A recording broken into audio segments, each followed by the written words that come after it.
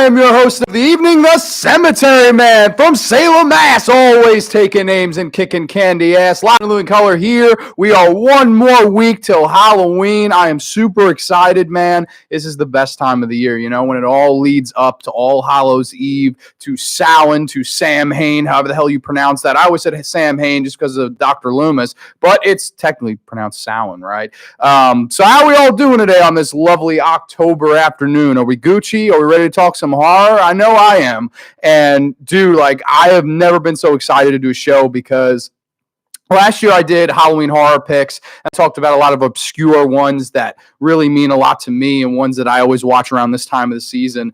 But this year I was like, you know what? I'm going to go a little bit more mainstream. I'm going to see if I could pick a little bit more mainstream titles, ones that you've heard of, ones that the common fan maybe have not heard of. And I figured that would be a cool way to do this. But yeah, and I have some cult movies in here. I do have some oddballs. I do have some obscure ones in here. I won't lie. Like, I'm not sure if anybody really watches this one around this time of the year. Sometimes they come back. I'll get to that one.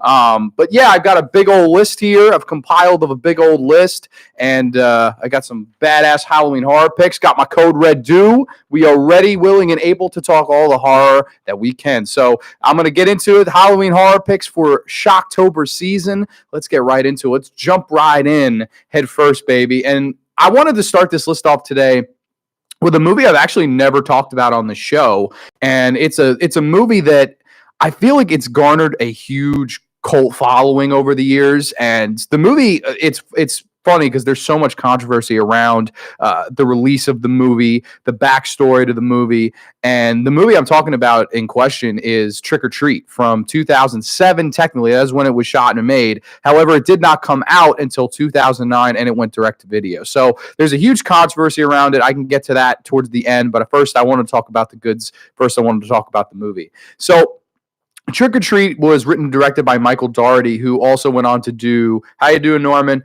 Who also went on to do Krampus and the new Godzilla movie, I think King of Monsters or whatever it was called. But this was an idea that Michael Dougherty had had for years. He really wanted to make a movie surrounded around the Halloween holiday itself. Because let's face it, we really have had so few movies, even up until now.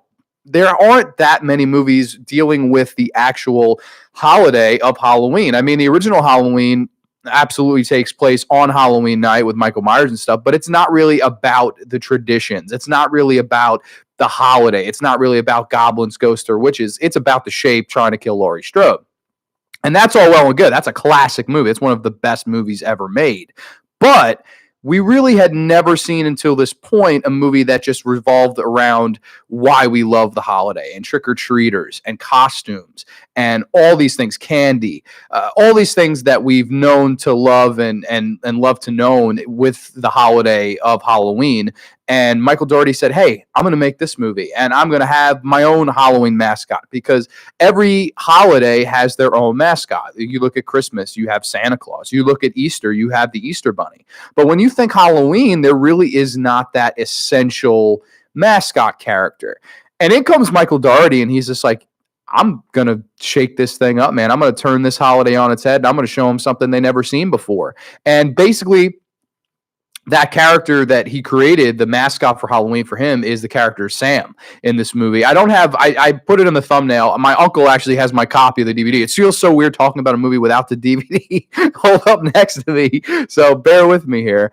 But yeah, so Trick or Treat, I think it's an awesome little movie. It's basically, it's not like your quintessential anthology where it's one story after another that don't connect. It's more of a horror movie where all the stories kind of cross over and you have each like four little tales. So basically you have this opening where Leslie Bibb and her husband, they're walking home from a Halloween party, and she's saying that, oh, I hate Halloween. This is the most annoying day of the year, and all these stupid kids running around, and I can't stand the decorations that we have all around the house. And she's just had it. Like, she's totally tapped out for Halloween.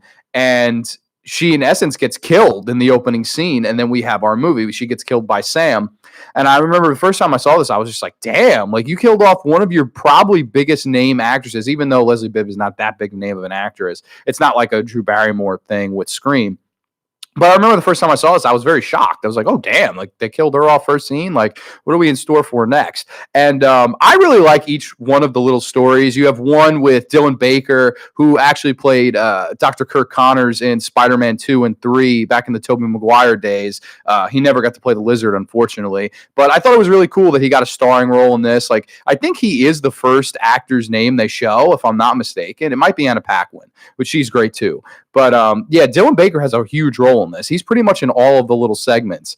And he's basically this crazed teacher by day. Well, he's this normal school teacher by day, and then this crazed psychopathic serial killer by night. And he poisons this fat kid's candy. It's the same kid actually from Bad Santa, Thurman Merman. It's the same actor. He also went on to be in Sandlot 2. That kid, he did a lot of acting around this time, like early to mid 2000s. He was a pretty big child actor. He poisons him, and he's burying him in the backyard. And there's these funny little spots where his son is like, Dylan Baker's son is like, "Dad, can you come on up now? Like, I'm waiting for you." And he's just like, "Gotta wait a minute." Like, it's really funny, man. Dylan Baker is just really, he was able to blend the comedic elements with the horrific elements really well to make his character enjoyable and keep his character entertaining, that's the thing that gets lost a lot. Like, Christian Bale nails that in American Psycho. He's scary, but he's also really funny and entertaining. And that's why you're able to keep on watching, keep on trucking with that particular movie. It's just, he is just so fun to watch. And Dylan Baker does not miss a step with that same kind of comedic / horrific role here. I think he does a great job. There's a really fun scene where he and his son, you think they're carving a pumpkin, and it turns out it's actually a decapitated head. And you're just like, oh my God. Like, and the kid seems so cool with it. He's just like, "Oh, can we put a scary face on him?" And he's like, "Yeah, sure, son." And you see him go in, and then I'm just like, oh, damn, like, you're going there with this movie, right? So that's first story in, and I'm just like, God damn, I love this.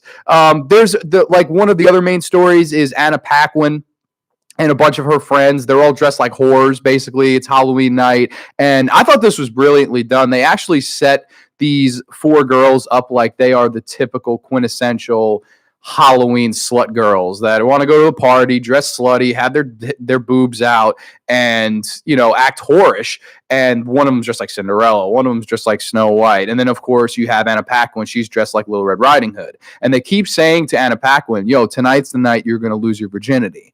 And I will say this, it is not the virginity you are thinking of. And it is such a good little twist in there, because it really is well set up, because we look at what the holiday has become from where it evolved from. It's so crazy now that it's like a drinking holiday. There are kids that they'll go to Halloween parties dressed up whorish, or there'll be guys that dress up, man whorish and like all that stuff. And like, it loses its luster. It makes the holiday lose its luster and its feel and its special meaning. And Michael Daughtry was like, this is my commentary on that. These girls dressing up like this. And then he kind of turns it 360 by the end of the story, where you're like, holy Christ, this is brilliant. I don't want to ruin that one. That's probably my favorite one. He also, from the horrific standpoint, other than just the psychological standpoint, I think there's some really good shots where Anna Paquin is walking through the forest, and there's just these great shots of, you think someone's behind her and the wind blows a certain way, and it is uber creepy. I think it's really well done little scene there. I really always liked that. I don't know who the DOP was on this film, but I thought he did a fantastic job of really creating that Halloween atmosphere. This movie, I've heard a friend say, this movie glows with the Halloween atmosphere. It almost feels like, the movie is lit by jack-o'-lanterns, if you will. Like, I know that sounds uber cheesy, but I think it's super well done, man. Like, I think it is so beautifully done, and it gets you in that mood. It gets you in the spirit of All Hallows Eve, and that's what it's all about with this movie. There's a couple more stories. There's one with like these kids, and they go down to this lake where years and years ago this bad thing happened. Basically, the story is this group of like mentally challenged kids were being driven to school, and apparently, this is what they tell you, I don't know how true or not this was, because it's a little far-fetched. Apparently, the parents of all these kids, they had it. They were sick of dealing with the kids that were mentally challenged, which is a disturbing enough thought in itself. And they basically paid the bus driver to kill the kids. And I remember when I first saw this, I was like, damn, like you're going to go here with this? And you see all the kids are chained up to the bus, and the bus driver is for one last time handing out all this candy to them. And it's dark.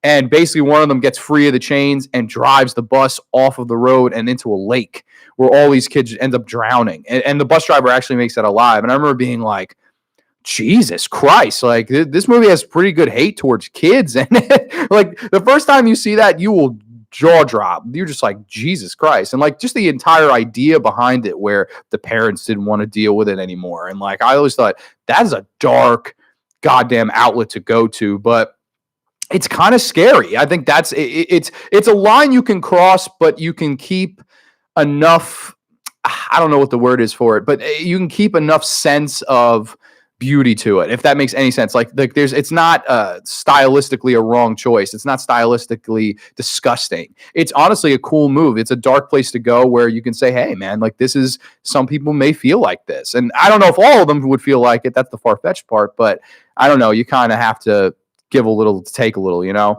I always love that. I thought that was cool. And the kids go down there and they're telling the ghost story of it. And these kids come out of the water and they're zombified and stuff. And I really always liked that one. I thought that was a really, really good story too. It felt something really Stephen King-ish or George Romero-ish or Creepshow-ish, which I'll be talking about after this movie. And I just thought that was an excellently done story. And then the last one is honestly, of the four, it's probably not the best, but it's the most entertaining for some reason because it's just so batshit crazy. You have Brian Cox in this movie, and he's kind of old school. He's basically like Ebenezer Scrooge of Halloween. Like he hates Halloween. He's not giving out candy. It's a little reminiscent of the Tales from the Dark Side episode where the old man doesn't want to give out candy to all the kids, and he's sick of society, sick of the holiday, and basically someone comes to his door and kills him for it. I always thought that was really cool. And basically it's the same thing in this movie. It's basically just a lot more brutal and a lot more violent. Sam comes to the door, Brian Cox's character, and Sam goes at him. And you just get this awesome battle between the two. You get shotgun blasts, stabbings. I mean, crazy ass stuff. I really liked another thing about this movie. When Sam gets shot, you just see pumpkin seeds fly everywhere. You basically realize that Sam is not human. Sam is like some kind of pumpkin creature thing. And like I always thought, what a creative mind Michael Daughtry is to even think of that. I thought that was really brilliant. And yeah, I really liked that story too. And I honestly like the entire movie. I think the entire movie has a really good Halloween feeling to it. And I think few films have really ever been able to grasp that feeling. I think Halloween 3 is one of them. I think Trick or Treat is one of them. And that's really, like I know there are others like Tales from Halloween, and there are movies like that have come out recently, but I don't know. I feel like those movies, maybe they need a little bit bigger of a budget. I don't know. Maybe they just needed a little bit better writing. Like, I don't know what the problems with those specific movies were, but there was just something a little bit off. Not horrible movies, just movies that I don't think stand up to Trick or Treat as being like an all-time holiday classic. And if you haven't heard of Trick or Treat, which it's a shame. I know a lot of the horror fiends, a lot of the horror community, they know what the movie is by now. This is actually the 10-year anniversary of when the movie was released on DVD, year anniversary of when the movie was done and ready to go out. Basically, what happened is Warner Brothers saw the movie, was not impressed by the movie, or they were afraid to compete with Saw 4. I am not even kidding you. That is actually a fact. They were afraid to compete with Saw 4. So they decided to shelve this movie for 2 years. They shelved it and released it direct to video in 2009, where they sold a stupid amount of copies of this movie. And over time, it has become like our generation's cult Halloween horror film. Like I would say this movie is definitely like, with kids from the 90s, they have Hocus Pocus. With kids from the 80s, they have Monster Squad. With kids nowadays, I think they're going to grow up with this movie. I think Trick or Treat is the generation next after us is going to grow up saying this is the greatest Halloween horror movie of our time. And I know a lot of people, even older than me, that will say that. Do I think it's like the greatest? Do I think it's better than Hocus Pocus? Personally, nostalgic-wise, I like Hocus Pocus better. I can't help it. I'm a 90s kid. Like, you have to see my perspective on this. But, yeah, like, I think it's a great movie. And I actually was reading some forums the other night, and the question was, is this a groundbreaking horror film? The answer to that question, I really don't know. Like, is this a groundbreaking horror film? That's a question I would love for the fans to, or people watching at home or on Instagram or YouTube, whatever. Is this a groundbreaking horror film? What do you think? Because, like, honestly, I don't know if I'd be so quick to answer yes or no. Like, I really would like to think about it because I think maybe it could have been groundbreaking had it gotten the theatrical release, but Warner Brothers being Warner Brothers, they're stupid and they decided not to release it in the theater. And I think will forever be one of their biggest mistakes because if it made DVD sales like that, it's so incredibly insane to think what the movie would have done in the theaters had it been released theatrically. Maybe it would have started a franchise. Maybe it would have gotten a sequel. And it's just such a crying shame that because of that, because of the studio's lack of involvement, lack of interest in the movie, we'll probably never see a sequel to a Trick or Treat movie. So it's a shame, but it's nice that we have the one that we have, and it's nice that it has garnered the cult following that it has garnered. And I think it's an awesome, awesome movie to watch around or on Halloween night. I think it's an awesome little flick. I could not recommend it enough.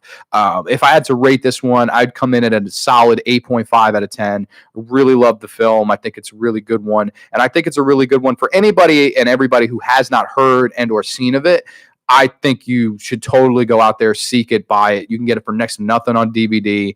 You could watch it with me if you ever want to. You could watch it on AMC free on demand if you want to. I think it's a really easy movie available to watch and a really short one. I think it only runs about 82 minutes long, and that's with credits. So it's like barely feature-length movie, but it's an awesome little flick. So highly recommend Trick or Treat from Michael Dougherty.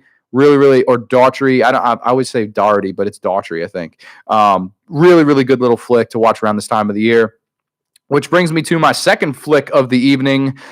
This is the most fun you will ever have being scared. This is 5 jolting tales of horror. This is the Masters of the Macabre. Stephen King and George A. Romero bring us Creepshow. Yes, Creepshow, one of my all-time favorite horror movies, one of my all-time favorite Romero films. I've got the shirt on. I don't know how well y'all can see that. I don't know. On Instagram Live, I don't think you can see it at all, but hopefully on YouTube you can. I freaking love this movie. I think this is like what it's all about when it comes to Halloween horror movies. And I know this one doesn't take place specifically at any time of the year, although there is a pumpkin in the window at the beginning of it. So I'd like to think this movie's happening in October, at least the wraparound story. I think it takes place in October around the Halloween time. And man, this is one of those movies that I grew up with. And it was at a time in the genre where I was just like really, really yearning and wanting more, and I wanted to see anthology films, and I wanted to see what else Romero had other than his zombie offerings, because I had just seen his zombie movies to this point. This was the first non-zombie Romero film that I ever dared to try to watch, and I was like, yo, Stephen King, George Romero together making a horror film, like, that is going to be badass. And honestly, the finished product is nothing short of badass. This is a great classic horror movie. I love this one. I believe this is actually, funny enough, this is another Warner Brothers release that they had a special edition overseas of this, but they refused to release it. So we're stuck with this one right here. It's a bare bones Blu-ray. The movie does look phenomenal. I'll say that. The transfer is really nice, but it's a shame that we don't get the features. I know Michael Felcher did the Just Desserts documentary on this, and it's just a fantastic documentary of the making of Creepshow. It's like 2 hours long. I believe you could watch it on YouTube. I did years ago, and I thought it was fantastic. Like, they got Adrian Barbeau to come back. They got Ed Harris to come back. Like, that's how cool Ed Harris is, just because Romero gave him his first film role. I thought, man, like, what a cool guy Ed Harris is to come back when he doesn't have to. I mean, Ed Harris is miles ahead of his famous standing when it comes to this movie, but I thought it was really, really cool of him to come back. But going through each one of the little stories here, and I guess the wraparound, basically it opens up with Tom Atkins and Joey King, which is Stephen King's son, and they're yelling and arguing over Joey King reading I never realized Joey King. Isn't that actress now? I think there's an actress now who does a lot of bad horror movies called Joey King, which I know he's changed. Now he's Joe Hill because he doesn't want to be associated, right? So stupid. So Joe Hill, we'll call him. Joe Hill and Tom Atkins, and they're arguing over Joe Hill reading the Creepshow comic book. And Tom Atkins like, I'm sick of you reading all that horror crap, and he throws the comic book in the trash. And later that night, you see the Creeper, this guy. He shows up in the window of Joe Hill's character's bedroom, and he kind of does one of these, and you see as live action turns to animation, and then you pan over to the garbage can tilts over, and you see Creepshow, and basically the Wind, the creeper himself, takes you through each little story in this anthology film. And I always thought, like, as a kid, that's one of the most magical transitions you can ever see. Like, for me, like, I know a lot of people have The Wizard of Oz where it goes from black and white to color, and it's just that epic moment of, oh my gosh, like, how beautiful is this? And Somewhere Over the Rainbow and all this stuff. But for me, that moment for me was this movie. When you see it go from live action to animation in such a fluent, beautiful motion. And it's that beautiful hand-drawn animation, which I have never grown tired of. I know today we have so little hand-drawn animation. It's pretty much all computerized at this point and digital. But I mean, man, back in the day when they did hand drawing like this and vibrant coloring, I just love this movie. I love that transition. It was a really mesmerizing moment for me as a kid. I'll never forget it. Watching it in my Pennsylvania summer house, I just remember being like, God damn, this is such a cool little transition. Always something that stood out to me in this movie. But yeah, so we go through each one of the stories. The first one's Father's Day, which I will say, if there is a weakest of these five, it's definitely the first one. Father's Day is the weakest one to me. I could do my rankings on these, like which story I rank where. And I really love pretty much all of them but Father's Day. So I'll get into Father's Day real brief. Basically, it's this annoying rich father and his daughter, and she's taking care of him and stuff. And he's really mean to her, and he has the guy that she's dating killed because he doesn't approve. And he's just a real scummy old man, like a real nasty guy. And basically, one day, Bedelia, who's his daughter, that's his daughter's name, she has had quite a bit enough of this old man yelling at her, telling her how to live her life. And she bashes him over the head with a statue and kills him. And I'm just like, damn. So this is years and years later. Every Father's Day, she visits his grave and basically just yells at him, curses him out, stuff like that. And one year on Father's Day, he actually rises from the grave and kills her off and keeps clamoring for his cake. He wants his Father's Day cake, Bedelia. And John Amplas is actually the guy in the like zombie suit, who was also in Romero's Martin, who was also in Dawn of the Dead as Martinez. He actually was in Martin as the lead character, Martin, which I always thought was a fantastic performance from John Amplas. I love John Amplas. I think the guy is just a phenomenal actor. Another guy that was in a ton of Romero films. He was like a Pittsburgh play actor at the time, and like he's just awesome in this. Even as the corpse, he's really entertaining. And you have like sidewise, you have on the side, you have this people talking about the whole story, and one by one they're killed off by the father that comes back from the dead. And I will say there is some fun stuff in this. Like there's a really quirky Ed Harris scene where he's dancing around, and it's just the most uber cheesy 80s music you'll ever hear. It's like, don't let go. And it's just like really like, it's like painfully cheesy, but it's so funny at the same time. Like it's really, it ages well because you laugh every time. At least I laugh every time I see it. I don't know. I thought it was really funny to see Ed Harris, like a really big actor, like dancing around like a moron like that. And I always thought that was cool. I will say I really liked the color schemes in this one. I thought this one was beautifully shot, just like the entire movie is beautifully shot. But on this Blu-ray, the color schemes in this one really shine. There are scenes where they'll have somebody scream, and what Romero will do is he'll shoot it like a panel of a comic book. He'll tilt the camera a little. He'll zoom out a little bit, pan out a little bit, and he'll put like all these vibrant colors in the background. You get your reds, you get your yellows in this story, you get your blues, your violets, magentas, all these beautiful colors that I just adore to watch. And I think they really shine nicely on this Blu-ray.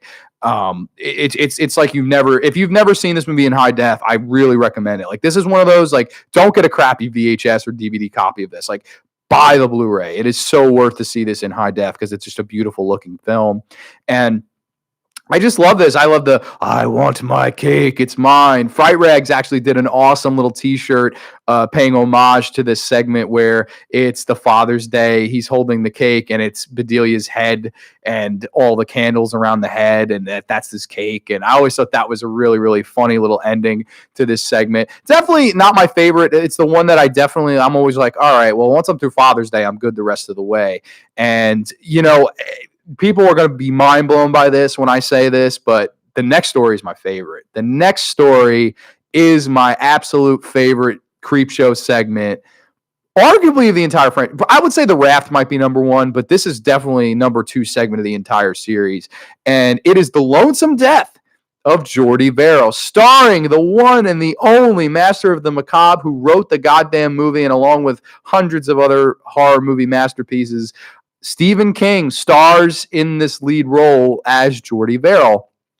And I remember the first time I saw this, I was just like, is that Stephen King acting in this? Like, what? And it basically tells the story of this lunkhead, in his words, Jordy Verrill, who is walking home one night and he sees a meteor crash. And Jordy runs over, holy oh Jesus, he runs over the meteor, he touches it, burns his hand a little bit, and Jordy starts getting all these like imaginative, like, you know, he's like, oh man, I'm going to make money off this meteor. I'm going to sell it to NASA. And there's just these hilarious goddamn scenes of him in a doctor's office, and he's like, I want $200 for this meteorite. And, you know, there's a point where he accidentally breaks the meteorite, and he's like, damn. And then he imagines what would happen if he brought the broken meteorite, and the guy's like, I wouldn't give you 2 cents, let alone $200. I just love that, man. Like, it's super fun. I love that. And I think the reason I love this one so much is for a few reasons. One, I think the effects are really fun. I think they're really, really cool little practical effects as Jordy Verrill starts to slowly but surely turn into this kind of plant creature, this like green plant creature, and he's got all this stuff on his fingers, and he's like, oh boy, don't it itch, and he keeps getting himself wet, in essence why it keeps growing on him, and it's almost like this fungus that grows throughout his entire body, and it's really cool to watch.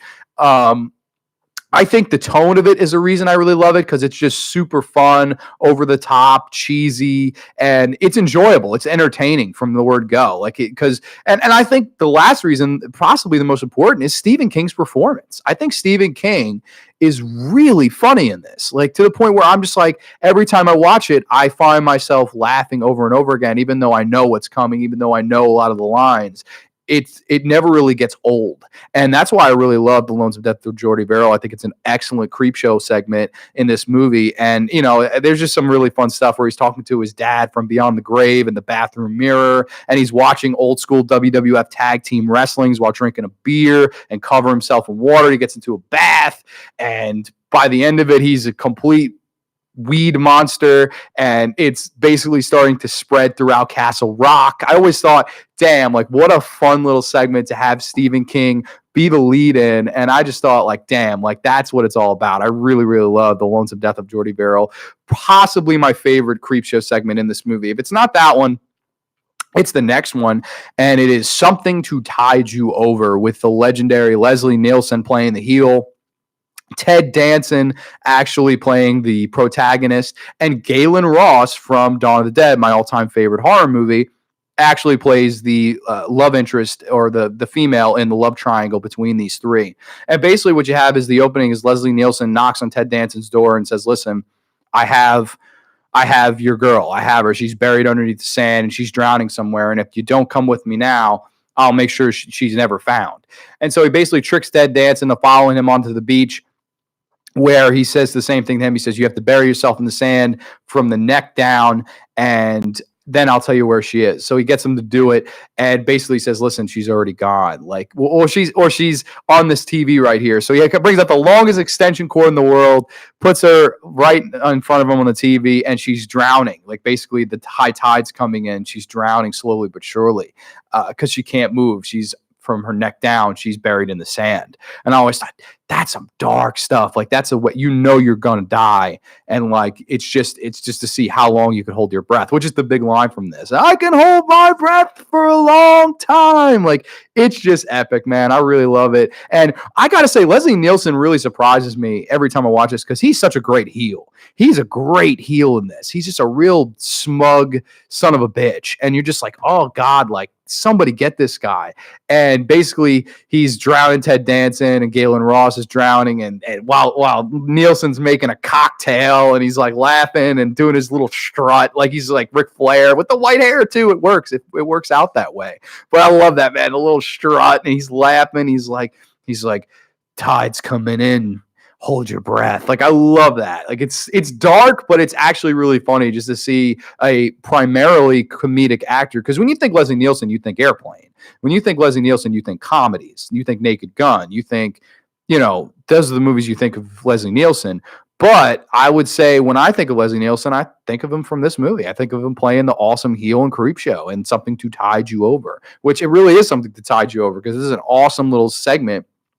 And yeah, it's probably my second favorite of the movie. I love Something to Tide You Over. It has a really fun ending where Leslie Nielsen gets his comeuppance, thankfully, and the couple come back from the dead as zombies and scare the hell out of him. And again, it's really, really well shot by George Romero. It's funny, like the more I think about this movie, I do think it is the better of the two movies, like Creepshow 1 and Creepshow 2. However, for some reason, I do go back and watch the second one more. Like, I don't know why that is. Like the Fourth Story 2, it's probably most people's favorite. Not my favorite. I will say that I like the two before this a little bit more. It's The Crate.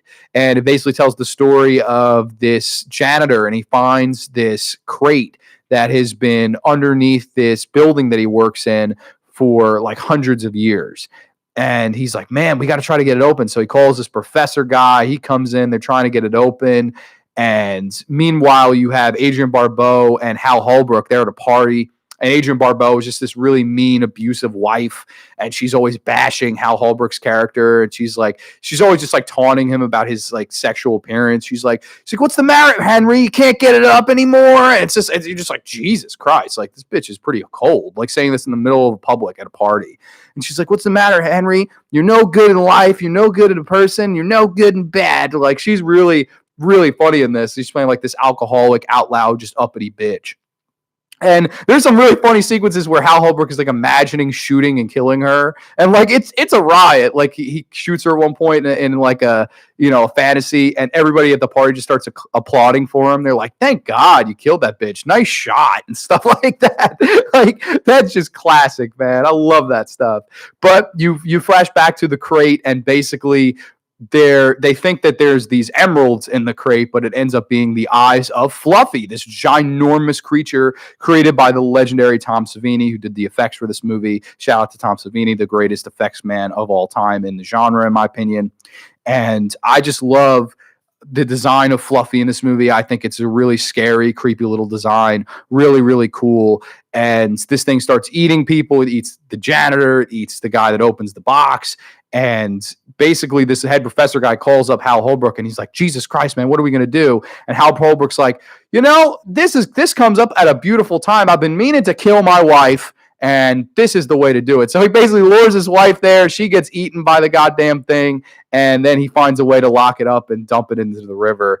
And I just always thought this was a really cool one. I believe this is the longest segment in the movie. I'm not positive, but I've never sat and timed them out. I'm sure somebody has. I'm sure some mark has. But to me, it definitely feels the longest. If it's not the longest, it definitely feels the longest to me. And that's a good thing, though. I really like this one. I think it's really well shot. I think it's really well done. It's a fun story. I think it has some humor in there as well. And that's the thing with all these, man. Like, they all have good humor to them. Like, Jordy Verrill on paper, that sounds like it could be very dull, but it's anything but.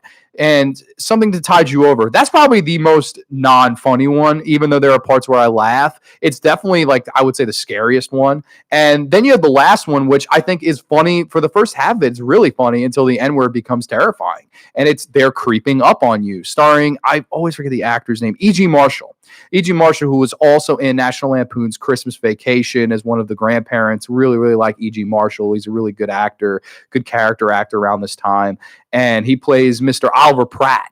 And he is this millionaire, and he lives in this hotel, and he's a super germaphobe. Like, he's got all these counters are sparkling clean, and these rooms are sparkling clean, and he's just loves to love the clean. And he also is just a real scumbag as a person.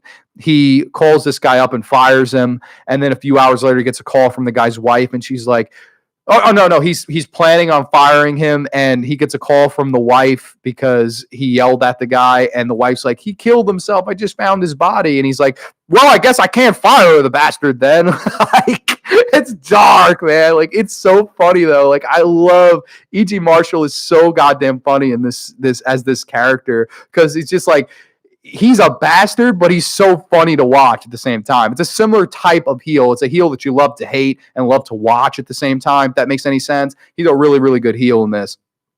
And basically, all of a sudden, these little bugs, these little creatures start appearing in his apartment. And he's killing them off one by one, and they're cockroaches.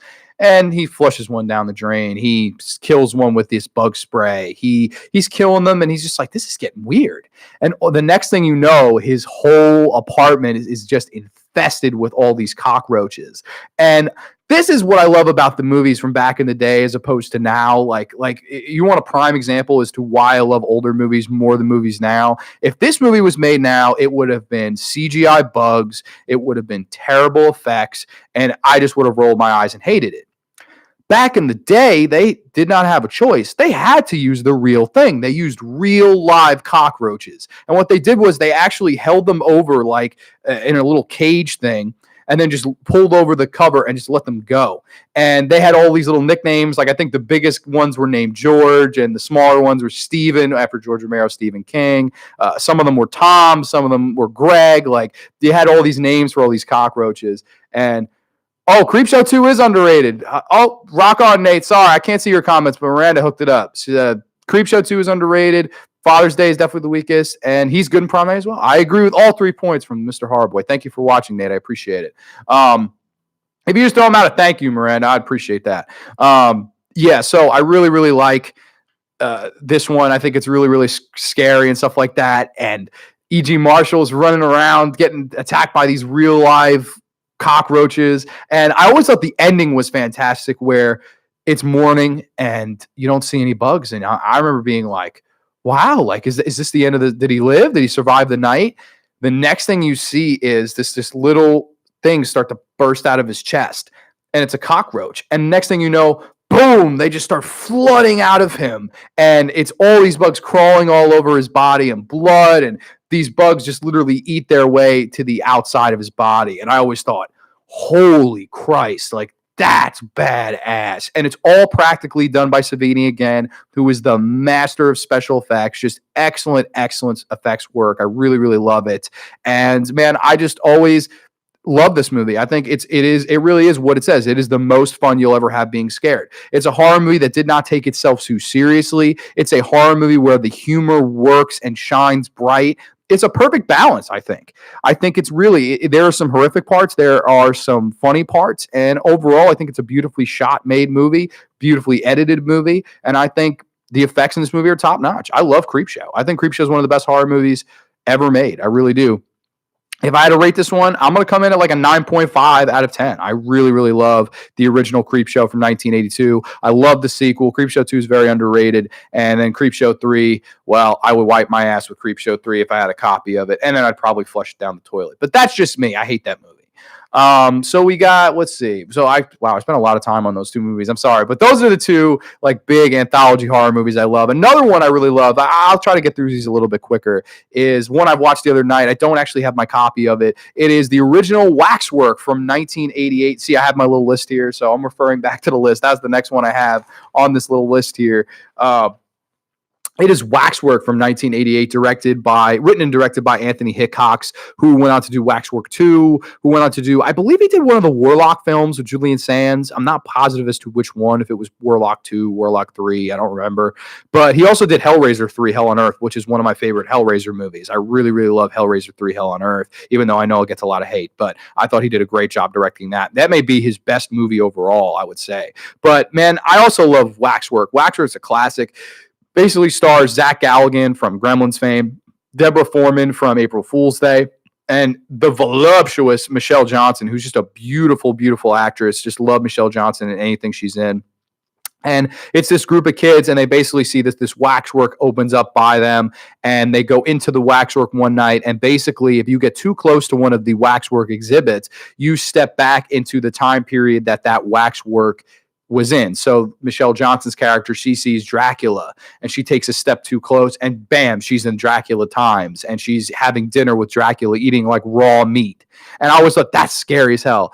There's one guy, he walks back and it's the Wolf Man, and like they're trying to kill the Wolf Man before he gets, before they kill the Wolfman, he gets bit and killed by the Wolfman. Like, I thought that was really cool. And it's one of those movies I love to watch around this time because it's very grand. They cover each and every kind of little thing. The Egyptian period, which looks Egyptian, the Dracula period, which looks like the Dracula period, like it looks like Transylvania, if you will. Like, it really, all the periods look very specific and very well done as to where they're supposed to be and what time period, stuff like that. I always thought that was phenomenal stuff. And I really liked just the lead characters. I thought Zach Galligan and Deborah Foreman had really, really good chemistry. I thought they were really entertaining. I thought Michelle Johnson was really hot in it. I thought she was really fun. She was kick-ass, badass. She was kind of that girl that Zach Galligan wanted to date his entire life, but Deborah Foreman was head over heels for him. So I really liked that kind of triangle thing. And at the end, it's just this really fun kind of backcrap crazy finale where all the things in the waxwork come alive and Zach Galligan and Deborah Foreman are battling them off. You got a sword fight. You've got a scene where Zach Galligan shoots Michelle Johnson with a shotgun.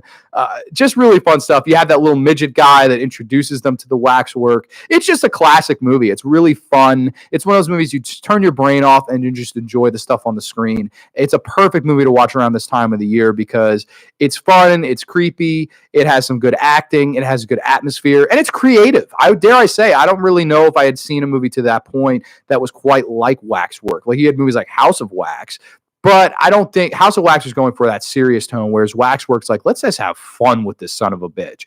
And coincidentally, the movies are about 30 years apart. I believe House of Wax was 58, and then Waxwork's 88. So that's weird. Something I just realized now. And I always liked Waxwork 2, where there's a point where they go in the mall from Dawn of the Dead and they're fighting zombies. I always thought that was really cool. I know people hate Waxwork 2, think it's the worst sequel ever, but I honestly love Waxwork 1 and 2. I think they're both primetime watches. The reason I can't really go into Waxwork 2, I have not seen it since I was a kid, but it's one I'd love to revisit. I don't know if it's Vestron or if it's Twilight. I forget who released. They have a 2-pack Blu-ray of Waxwork 1 and 2. I can't, off the top of my head, I can't remember what company. If anybody remembers the company, please tell me.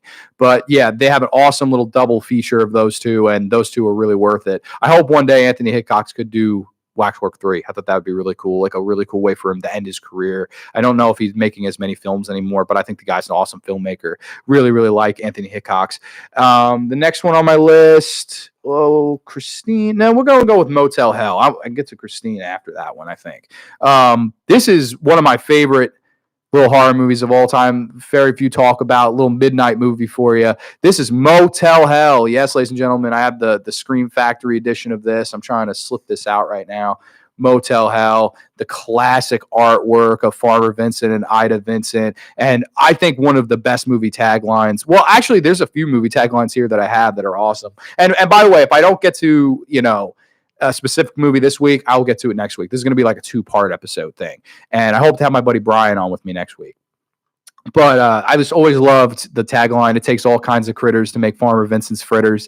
And if you are a person that wants a badass, crazy, backcrap horror movie plot, this is the goddamn movie you turn to. Let me tell you the plot to this classic. You have Farmer Vincent and Ida Vincent. They are brother and sister. They own this motel called Motel Hello.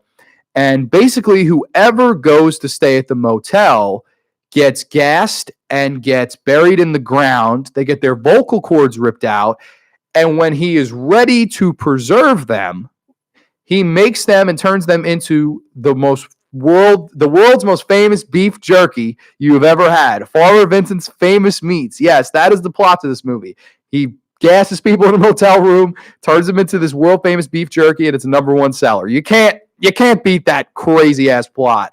And I just have a really good time with Motel Hell. I think it's a funny movie. It's almost like a comedy more so. It's just a really dark, like the blackest of black comedies, if you will. And I thought Rory Calhoun is the reason this movie works. I think him as the lead, as Farmer Vincent, he's just so damn good at being funny and scary again at the same time. You'll find it's a common theme, like it was very inadvertent theme, but I really like fun, entertaining heels in my horror movies, especially around Halloween time, because it's something where this is just my personal thing. I'm not a big fan of watching like an uber serious horror movie on Halloween night or around, maybe earlier on in the October season. But when it gets down to it, it's fun to just watch something like Night of the Demons 2 on Halloween night, or Demons, or any of these movies I've said here, Creep Show, Trick or Treat, movies that they have horrific elements, but they're not 100% uber serious where I'm just like, all right, now I got to invest myself in this. I've got to put everything aside. I can't look at my phone. I can't talk with my friends. I can't eat. I can't drink. Like, I've got to 110% focus and all this stuff. That's just my opinion on it. I don't know if people agree, disagree, whatever, but that's just, I like to watch some fun ones around this time of the year, and Motel Hell is a fun one. I always thought Ida Vincent was just as scary and effective as Farmer Vincent. I thought she was really scary. She's like singing and stuff and running around, and I just love her, man. And they're always talking about their mother, and our mother always said that meat's meat, man's got to eat. And I'm just like, goddamn, these crazy hillbilly bastards killing all people in the town and killing all people that stay with them. There's a really funny sequence where these two like crazy nymphomaniacs come in. It's this one little short guy and this like really tall, I'm guessing she's supposed to be like a prostitute. They never really say. And they're like, oh, we're checking in and we're going to have a good time. Would you care to join us? And Farmer Vincent and I just look at each other and just like, are these two goddamn crazy nymphomaniacs? And they're just like, yeah, we like crazy stuff like bondage and we like to be tied up. And I'm just like, holy shit. So if fast forward, they come to the room and they're letting them get tied up and they're just like all excited. And what's so funny about it is Farmer Vincent and Ida are just stone faced. Like they're just like with the ropes and stuff, like, oh man, it's a riot. Like you will laugh your goddamn ass off. I laugh every time I see it. I just laugh. She's like, oh man, you guys are crazy, huh? You're into that weird shit. And like they've tied him up and I'm just like, god damn, this is crazy. But I love it. I love every single second of it. I think it's awesome. You got an awesome little chainsaw battle at the end, which is what's on this Scream Factory, Shout Factory Blu-ray slipcase, which I always thought was cool, and the pig mask. And it's a perfect midnight movie. It's like if you're not in the mood to watch House 1000 Corpses, which I recommended and talked about last year on the show when I did the Halloween horror picks, this is another really good midnight movie. It has a really good feel to it, really good atmosphere. Looks really good on blue, fun-ass characters, fun-ass kills, and I think a really, really good time. I love Motel Hell. I think Motel Hell's an excellent little film. The next one I have on here is Christine. I watched Christine the other night. I actually, for some reason, did not grab the Blu-ray that I own of it with me for some reason. I'm sorry. I don't know why. I forgot it. But, yo, man, I love Christine. That's a Carpenter classic. It's basically, and it's another Stephen King movie. It's the only collaboration those two ever had, I think, Carpenter and King. And dude, they went, if one and done, they went out with a bang. I'll say that. You basically have Dean Stockwell, I believe, is the lead, or is it? I always forget the goddamn lead's name. Is it Dean Stock? I think it's Dean Stockwell. Well, the lead character is Arnie, in the character's name, and he falls in love basically with this old ratty, crappy piece of shit car. It's a 1958 Plymouth Fury, but it's just in awful shape. One day he buys it off. It's actually the bum from Home Alone 1. It's the same, well, not the bum, I guess, but the guy that helps Kevin at the end. It's the same actor. And he's like, oh, my brother died in this car. And Arnie's like, I'll buy it. I'll take it. $300 easy, you know? And basically the car is haunted. The car is evil. The car is killing. And it is just a grand old goddamn time. Who can beat a killer car movie, and who can direct one better than John Carpenter? I would like someone to answer that goddamn question, because there is no answer. John Carpenter was the perfect choice to direct Christine from 1983. I think the lead actor does a fantastic job. I think his descent into madness and his descent because he starts off as like this sympathetic nerd. And as the movie kind of progresses, you see his slow descent into, well, my shit doesn't stink anymore, and I love this car, and I'm going to defy my parents. And it's a perfect prime example of how parenting can go wrong too. Like, these people, they bottled him up. They never let him do anything. He's a dork. He's a nerd. He never had many friends. And you see that when you bottle somebody up like that for so long, there's only so long where you could say, you can't have any cookies in this cookie jar. When you turn your back and the kid grows up, you bet your ass that if he gets his hand on that cookie jar, he's eating every goddamn cookie in the jar. That's just the way it is. And I always thought that was the beauty of this movie. I think that's kind of the message of this movie is you have to really give your kids a little leeway here. And when you don't, they could go batshit crazy and fall in love with killer cars, man. I mean, and it's classic. I'm glad he fell in love with the killer car. And there's some fun scenes in this where his friend is trying to break into the car and they put a Little Richard song. You keep on knocking, but you can't come in. You keep on knocking. Like, the car is always responding with these creepy 50s music as to what's going on in the scene. And I always thought that was really, really smart to make 50s music creepy. Only Carpenter, man. Carpenter is the master. And I think it's really, really well shot film. Dean Cundey, believe it or not, was not the DOP on this movie. I was stunned to find out, and I felt very stupid because on my Instagram story, I was like, Dean Cundey is the greatest cinematographer of all time. My friend messaged me, he goes, Dean Cundey was not the cinematographer of that movie. And I started laughing. I was like, Jesus Christ, is the egg on my face or what, man? You can make a goddamn omelet on my goddamn forehead. And I thought that was really funny, but I don't know. I forget the guy's name. I want to say David something, but I don't remember because of course I forgot the Blu-ray, right? I'm tip shop shape today.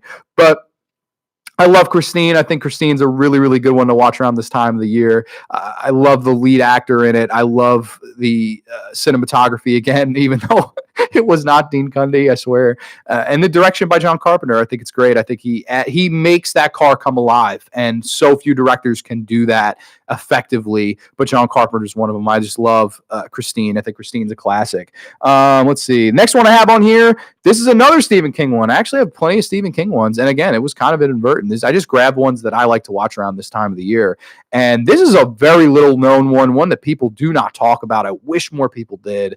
This is Stephen King's Sometimes They Come Back from 1991, I want to say, directed by Tom McLaughlin from Friday the 13th Part 6 fame. Also, Long Dark Night, I think it's called. I forget that he made a movie before Friday the 13th Part 6, and it's a really, really good one too. But I really, really love Sometimes They Come Back. I think it's a really, really good Stephen King adaptation. It basically tells a story. Tim Matheson, he moves back to his town where he grew up in, and he's a teacher. And basically, you had the idea of, and you slowly but surely find out throughout the film what happened. Years and years ago, these greasers kind of harassed his little brother, and inadvertently ended up killing the kid. And while they were trying to escape, run away from after they murdered the kid, they get in their car, and their car gets stuck on these train tracks, and bam, all the greasers get taken out too by this train. And it's 27 or so years later, Tim Matheson is sitting down, and he moves back to his classroom, stuff like that. And basically, one by one, the students in his class are getting killed off. And in their replacement, these greasers from the dead start coming back as kids in the class. And hence the title, Sometimes They Come Back. And I thought, damn, like, that's an awesome little plot for a horror film. It's simple, yet so very effective. And I like that you do have the Stephen King heart. Oh, Cheyenne's not doing her show. Let us know if you want to extend you at all. 7 minutes left. I got a couple more here. Yeah, you can give me 5 minutes if you'd like, if that's cool. Thank you. Sorry, my producers were just asking me if I wanted to do 5 more minutes. And 5 more minutes of the graveyard, why the hell not, right? I have an entire list here too, so I'm definitely not going to get to all of these. But I really, really like Sometimes They Come Back. I thought Robert Russler plays like the lead heel in it, and he's really scary in this. Robert Russler, of course, was in Nightmare on Elm Street Part 2 as like the too close for comfort best friend Grady, and I always thought he was really good in that movie. He was also in movies like Vamp, which people hate, but I think it's like a Rocky Horror vampire movie. It's really goddamn weird, but I loved it. I thought it was really cool. People check that one out, Vamp. I don't know if people have ever even heard of Vamp, but it's a weird 1986 film that I love. And but yeah, this one, I think it's really well done. I think Tim Matheson has a really, really good performance in it. I think the lead greaser, Robert Russler, is really fun in it. And I think this movie, it's honestly a shame that this movie did not get more praise. I think this movie was released theatrically. I'm not 100% sure. Yo, Miranda, can you check? Okay, no worries. Can you check was this movie released theatrically? Sometimes They Come Back. Just type in an IMDb and see if like U.S. release date for me. I'm sorry, I should know these things. Oh, Miranda can't hear me. Sometimes They Come Back. Can you see if this was released theatrically? Just Wikipedia. Was it released theatrically or did it? I think it was. I'm not positive though. I know the sequels were direct to video, and the sequel is actually with Hilary Swank. It's Sometimes They Come Back. again, and then sometimes they come back for more, which has like nothing to do with the first two movies, and it's like in the Antarctic, and it's like it's terrible. It's one of the worst direct-to-DVD horror movies you'll ever see. But this is really an awesome little film. I love Sometimes They Come Back. I think the car that they drive around with the flames on the side, these greasers, I always thought that was really cool, and I thought it was kind of scary. And I think this is an underrated Stephen King one. I will be honest, there's some gripes I do have with this one. It does run a little bit long. I will say, like towards the end of it, I'm always just like, all right, you could have ended this like 15 minutes ago. It comes a little drawn out at the end, but I would say the first like hour plus is phenomenal. Can't miss stuff. I love Sometimes They Come Back. It's a pretty good one to watch around this time of the year. The sequel, Sometimes They Come Back Again, is it's cool to see. Originally released on VHS. Okay, and this is the original, right? 1991. Tom McLaughlin, director. Yeah.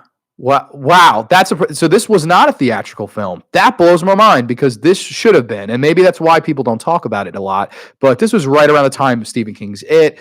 Well, actually, no, that makes sense now because it was right around the time of The Stand, all the miniseries. So it makes sense that this one would go straight to video. Although I think this is a far superior movie than a straight to video movie, just like Trick or Treat. This one should have got a theatrical run. Who knows? Maybe it would have been a classic. But I love Sometimes They Come Back. It's one that I'm looking to watch soon. I have not watched it yet around this time, but I will try to get to Sometimes They Come Back. Awesome little flick. Let's see. I've got a couple more here. I wanted to save Dead Silence for next week with Brian because I know Brian loves that one. I'm trying to save some ones for Brian if he comes on the show next week. The next one, probably one of the last ones I'll get to on this, is Burnt Offerings from 1975, I want to say. I think 1975. And it is my all-time favorite haunted house movie. I may or may not have covered it on the show last year, but if I did, I'm sorry. If I did not, here's my review of it. It basically stars Oliver Reed and Karen Black, and in the beginning of the movie, they actually meet up with Burgess Meredith.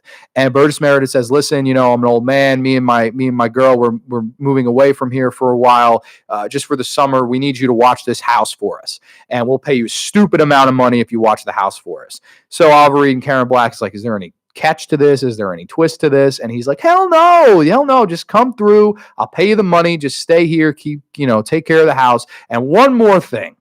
Make sure you take care of my mother upstairs. She's very old. You just have to feed her 2-3 times a day.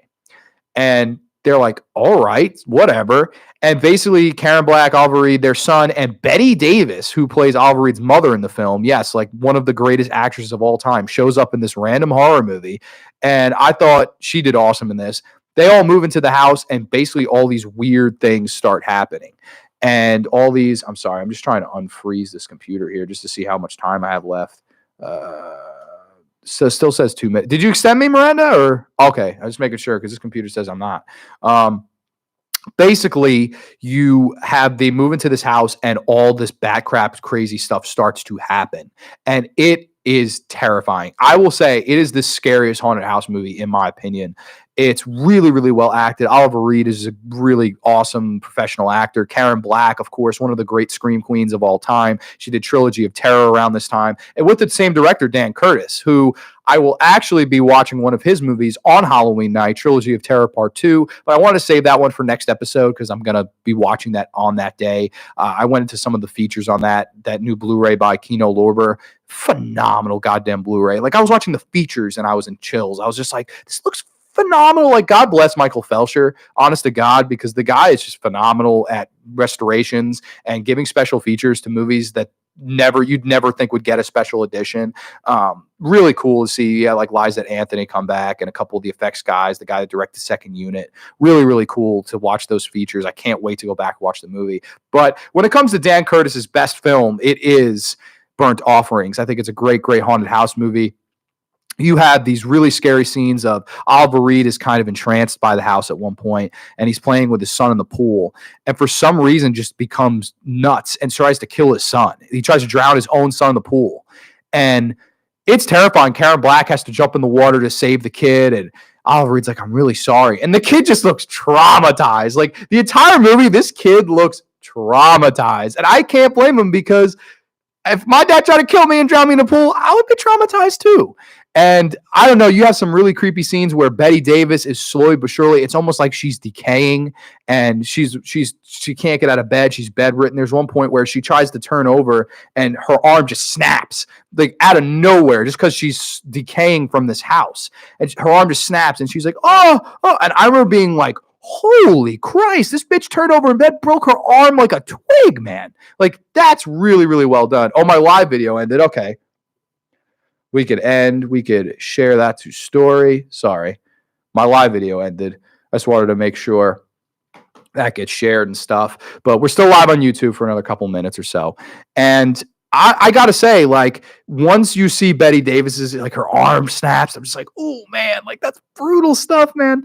And I love that. And there's a point where her character, this is kind of a spoiler, but she dies, and this weird, creepy little mortician guy comes to retrieve her body.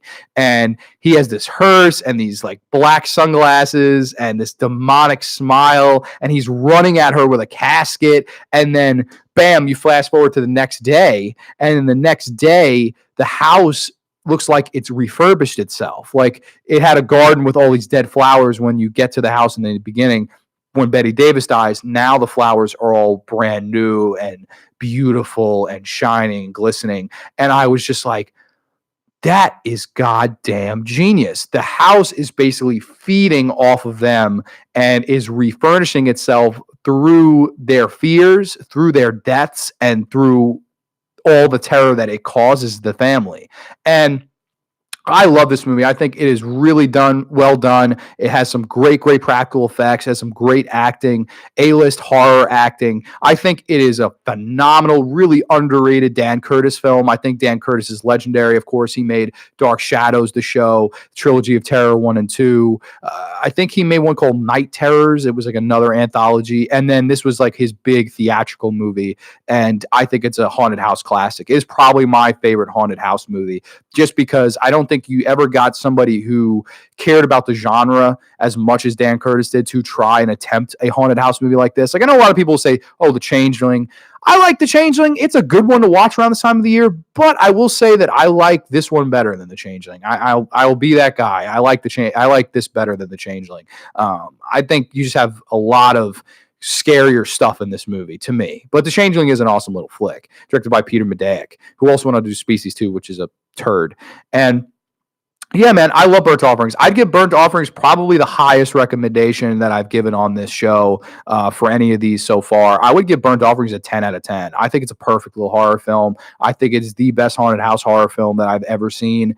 And I think that it's just a movie that I wish people talked about it more. I know they released a Blu-ray of it. It's like really cheap. I will pick it up. I always usually end up streaming it. Like it usually always shows up on a streaming service around this time of the year. But that's another one. It's really fun to watch around the Halloween time. It's an awesome looking movie because it's just dark and grainy and dirty.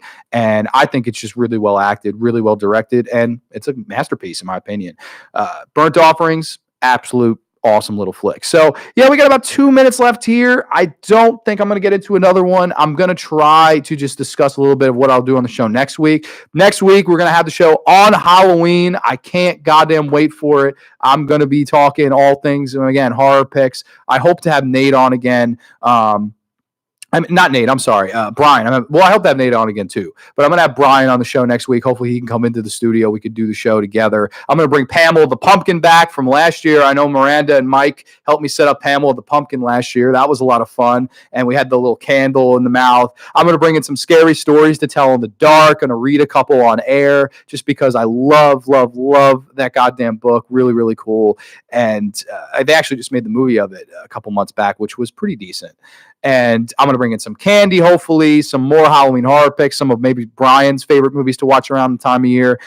Maybe we'll get into some traditions, stuff like that, some old school Halloween stories around the neighborhood, stuff like that. I really want it to be a grand show considering it's Halloween and it's a spectacular thing, you know, and I can't wait for it. I think it's going to be a lot of fun. So, yeah, that is probably going to wrap up the show for today. Oh, we got about a minute. Okay, well, I got to stall for a minute, huh, Norman?